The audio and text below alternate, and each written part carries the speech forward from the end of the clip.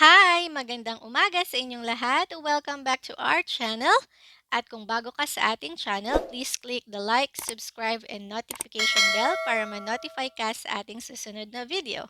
Hi, my name is Lovely and for today's Tipid Tips video ay tuturuan kita kung paano makabili ng 20 pesos na load sa halagang piso. At ito ay sa pamamagitan ng Shopee. Tama? 1 peso lang ang kailangan mo para magkaroon ka ng 20 pesos na load. Paano nga ba ito? Halika at tayong bumili na ng load sa Shopee. Una, atin ang binuksan ng ating Shopee account. Make sure lang na meron kang at least na 1 peso sa iyong Shopee Pay account. So, meron akong 5 piso. Pupuntahan na natin ngayon ng loads, bills, and travel. Sa loob nito, ay makikita natin ang buy load.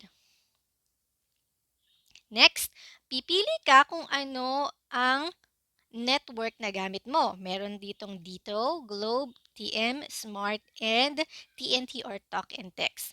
So, maglo-load tayo sa ating smart number. Next, ilalagay natin dito ang ating smart number. Okay? Your 11-digit cellphone number. And then, makikita natin dito, hanapin natin dito, itong 95%, huwag kalimutang i-click, 95% off, 20 pesos na load, you will just pay 1 peso. Marami ding available pa na ibang promos na makikita sa taas, sa flash deals. Pero for this video, ito yung bibilhin natin. So, i-click at pindutin ang checkout.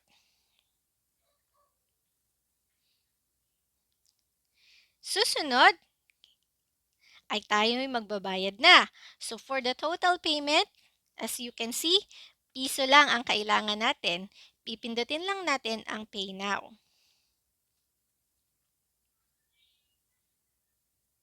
Next, i-enter ang inyong 6-digit Shopee Pay PIN.